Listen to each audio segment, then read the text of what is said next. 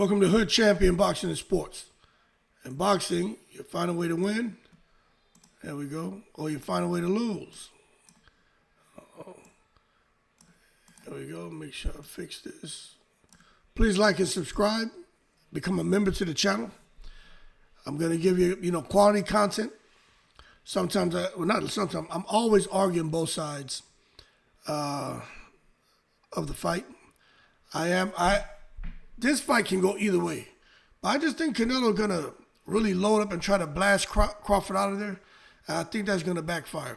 But don't for 1 second think that I'm questioning the IQ of Canelo. Canelo's got the amount of experiences he has is immeasurable. And I'm telling you, the fight between Canelo and Crawford, Canelo's supposed to win that fight. I just have a feeling he's going to try to impress TURKI ALALSHIKH and the fans, and a fight that and he's supposed to win and should easily win is going to slip away because Crawford is going to remain tactically disciplined. But that being said, I could see in this fight where Crawford and Canelo are in there scrapping. Remember, Canelo's supposed to be the bigger, stronger guy.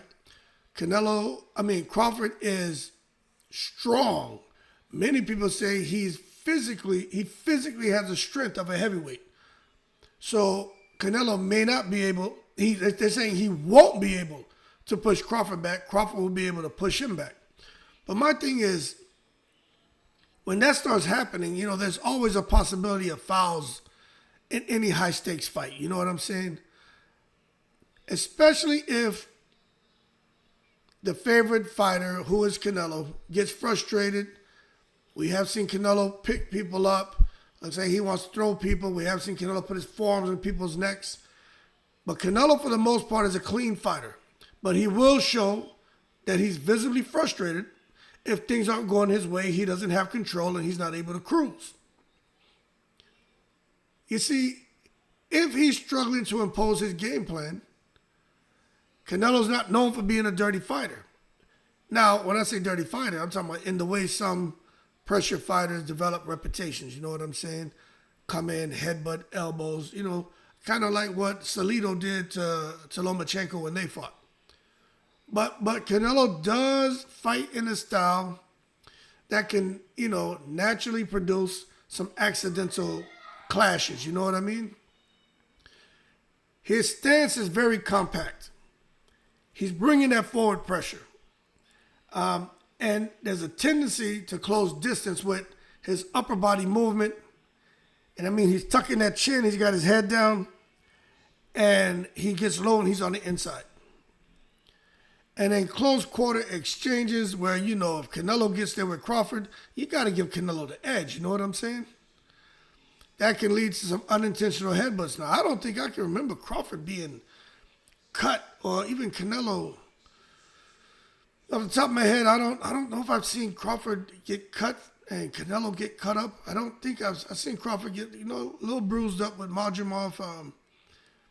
Canelo has been bruised up, but of course the skin pigmentation has a lot to do with the visible bruising, but I don't think I've ever seen any one of them cut like that. But looking back through Canelo's career, there's no long rap sheet of him being deliberate. He's a clean fighter. No deliberate fouls or intentionally trying to headbutt people, no matter how frustrated he gets. But there have been some moments, and our opponents have complained about, Canelo being rough on the inside. He'll make it physical, and he'll, use that forearm to shove you. Framing with the glove or incidental head contact during clinches. Now, I just think for a guy like Crawford, if he's in there with Canelo and there's some forearm shoving, some framing with the glove, some head contact, I just think that's common shit that Terrence Crawford would be used to, man. That's just stuff you get with elite level infighting. You know what I'm saying? Referee usually treats them as accidental headbutts unless there's a clear pattern of malicious intent. And neither Crawford nor Canelo have done anything that I think would warrant any of us to feel that they're going to get in there and decide to fight dirty. Now, I will say this. Now, if Canelo were losing to Crawford, The bigger concern wouldn't necessarily be a premeditated foul, but rather I think maybe it's the risk of one happening in the heat of the moment of Canelo trying to turn the tide. That's where you can see he's down. He knows he's down. Reynoso is putting pressure on him, and then he comes in. He does something to try to get the momentum back. But a frustrated fighter like Canelo loading up on Crawford and pressing forward to try to, smother the smaller man, Terence Crawford. Let me tell you something, and especially Canelo coming in like a bull. Heads can collide, you know what I mean? There can be some damage, especially if Crawford's pivoting out or ducking and trying to get undershots. But I just think in a fight of this magnitude, I think, all the eyes are on Riyadh season and Turkey ALALSHIKH when Turkey's in the house every day, it's Thanksgiving. It's on Crawford and Canelo too. I think fouls, intentional or not, I just think it'll be magnified. You know what I mean? I think it'll get a lot of attention, and they don't need stuff like that to make the headlines, especially if they get a victory and people feel that they were able to get a win because they fought dirty. So I think in the ring, if someone is doing something with a fight of such high stakes like this, I think a point would be deducted. And I don't think Crawford or Canelo can afford to have a point deducted, because we know when it comes to the judges, he just never know what these guys are looking at. So point deduction could be costly. So again, with Canelo, he doesn't have a history of fighting dirty. He's not blatantly trying to headbutt anybody as a tactic. He may do something just to get your attention if you're doing it to him, but that's not Canelo's style. I just think the physical nature of Canelo's style and how Crawford can be, I think that can lead to some accidental clashes. I think that's always in play. And if Canelo's behind, I just think he's going to become really intense. And his efforts to win the fight is going to amplify. And there's going to be some forward surges that can make those headbutts more likely. And Crawford just got to be aware of that. So the real question is whether, Terence Crawford and his movement and the range control can keep him from getting into those tight, risky exchanges in the first place, which is, I'm 100% sure Crawford doesn't want to be in no tight space with Canelo. If Crawford ends up in a tight space, phone booth type fight with Canelo, I personally think he loses. I'm just being honest with you. So yeah, he got the Rubik's Cube. It's like, we already got Canelo solved, but we're solving the Canelo puzzle. But if he gets in there thinking, I got him figured out, and somehow feels he can fight on the inside with Canelo. Canelo has shorter arms. Canelo thrives on fighting on the inside. Crawford has those long arms. I just don't think that's where he wants to be. Now, Crawford is a naturally strong guy. I don't know how many times I got to say that. But I do think there's a chance that Crawford could say, you know what? I got to show this guy that I'm no chump, that I'm bigger and stronger than he thinks. He may be physically bigger than him, but I'm stronger than him. Y'all know there's a difference between weightlifting strength and just natural strength. I call it farm strength. Crawford has that farm strength. Some people call it wrestling strength or having gorilla grip. Crawford has a different type of strength, and I think Canelo's going to feel that when they get in the ring. But there's a chance that if there are moments in the fight where it calls for Crawford to be physical, he's going to be. And it wouldn't be out of character for him. Crawford doesn't have any problem getting physical, getting dirty. We know what he's most known for, at least from what people are able to see, is just the IQ and being able to, make refinements as the fight is progressing. But he's also naturally strong, and he's shown that he can outmatch or outmuscle opponents in the clinch. He'll even, shoulder bump, get him off balance, and use roughhouse tactics to impose himself in the ring. And if Canelo's trying to bully him, this is where it gets really, really interesting. Because the size of Canelo, look, that's not everything. If Crawford decides to respond, force with force, tying him up on the inside, it's just like every other fighter have said. When they were in the ring with Crawford and there was a clinch, Crawford moved them with ease, and they were trying to preclude him from moving them. Now, Canelo, he's strong, but I believe Crawford is physically stronger than Canelo. But I want to see if Crawford, if he clinches him, if he's leaning with his weight, if he can force Canelo back to the ropes, Canelo's not going to want to allow Terence Crawford to take control and push him back to the ropes. Canelo does not want for anyone to see Crawford pushing him back to the ropes, because even if Canelo's like, holy shit, he's strong, he ain't going to let the Mexican fans sit back and see that. Canelo's going to do something to stop Crawford in his tracks.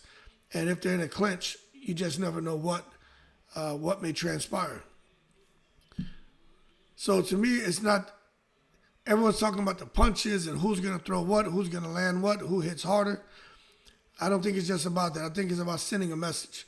You know, you're not going to push me around just because you're bigger. And I think that's the mentality Crawford's coming in with. And I think Canelo's like, you're not going to push me around. You're the smaller man. Hell no.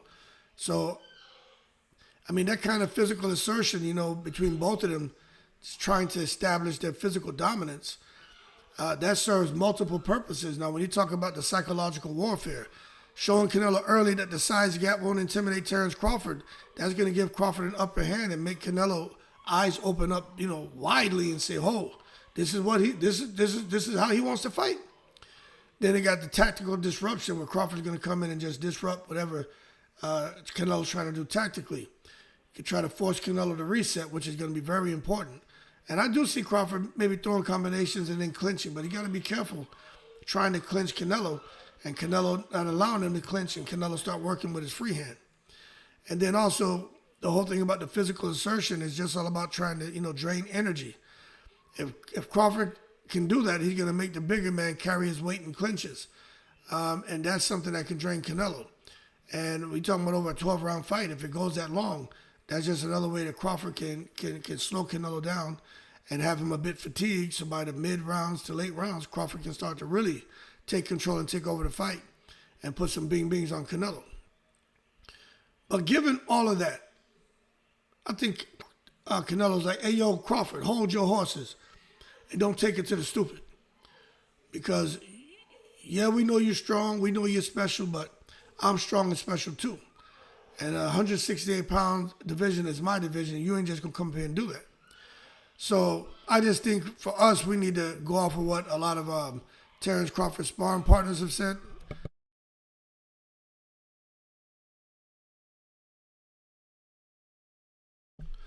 So when you go off of what a lot of the sparring partners have said about Terence Crawford, and even the fellow fighters, even up to heavyweights, even what Gerald Big Baby Miller said, Ricardo Torres said, they said that Crawford is just physically imposing. It's a different type of strength, shit they ain't never felt before. And you can see the expression on people's faces. So even though he's moving up in weight, I just think from what I'm hearing, if Canelo's looking to make it physical, he may learn real quickly that Crawford is more than happy to get physical and that maybe Canelo will lose that battle. Anyway, you know what, man?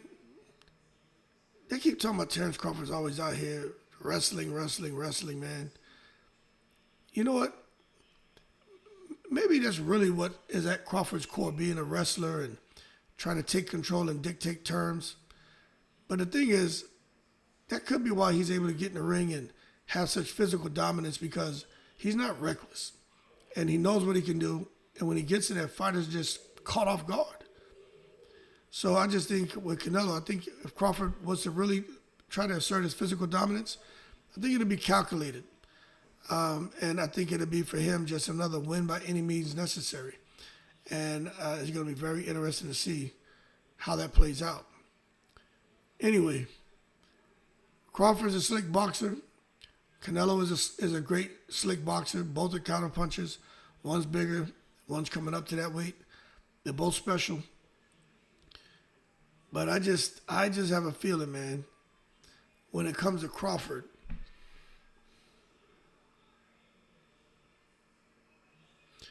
I think he's going to try to send a message real early. I do. I think it may not be a punches. It may be an early clinch message.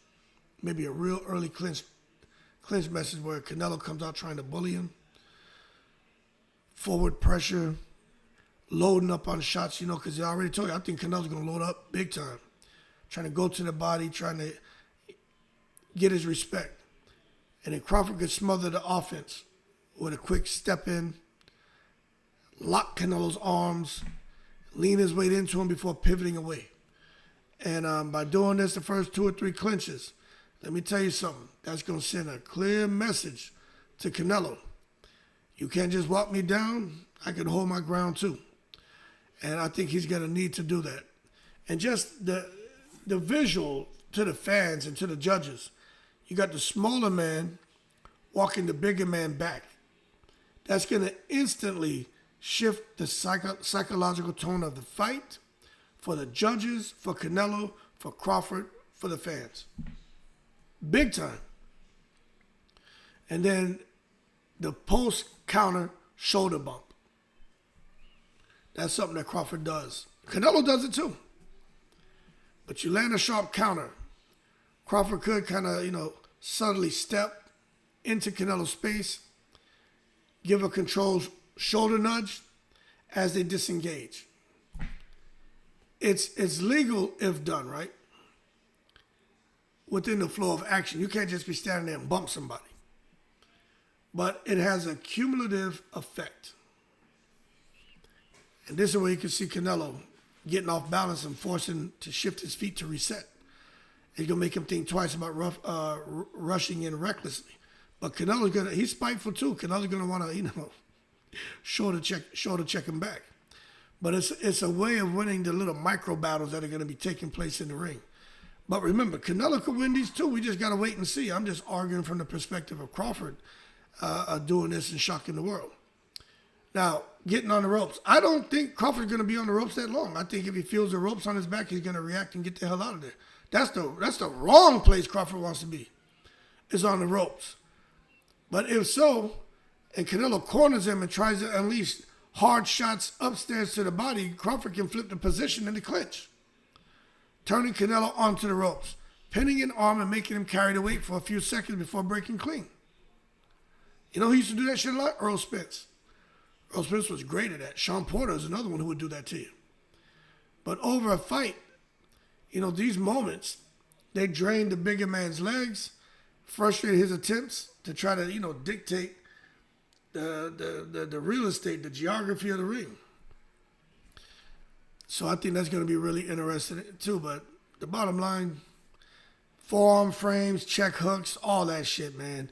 And I just think at the end of the fight, you're just going to see Canelo, if Crawford can get everything going successfully, and even if Canelo does, you're going to see somebody's output dip tremendously. And it's not going to be good. But, I think Canelo's going to be overloading. And you can see Crawford deliberately turn up the physicality to drain him more, make him more uncomfortable, leaning, wrestling, clinching, pushing his head down in tie-ups. It isn't so much about offense. It's just about sending that message. Now, I'm the one in control. And possibly going on, man, to get a stoppage, or definitely get a unanimous decision. Because if somebody's energy tank is running low and fading, then what do? You try to get them up out of there. So the bottom line is Crawford knows when to box. He knows when to fight. Canelo is really good at using his size, using his strength, using his physicality, that pressure style. I just think Terrence Crawford, man, may be able to flip the script. And I think if he makes it a strength-for-strength battle, he's got to be in controlled bursts, you know what I'm saying? I think it's not just about him winning the physical exchanges. I think he wins the mental exchanges as well. And he's gonna show the Canelo that, you're the big man, but you're not going to bully me on the way to a victory. I'm going to bully you, hold my ground, and I'm going to cruise to a victory. Bottom line, fun fight. Can't wait to see it happen. But I'm sure Canelo's saying, all right, I hear you, hood champion. I hear you, Terrence Crawford, but hold your horses. Both of y'all are taking it to the stupid because it ain't going to be as easy as you think. Anyway, y'all keep cool. Hopefully we get a clean fight. Shit just a couple weeks away.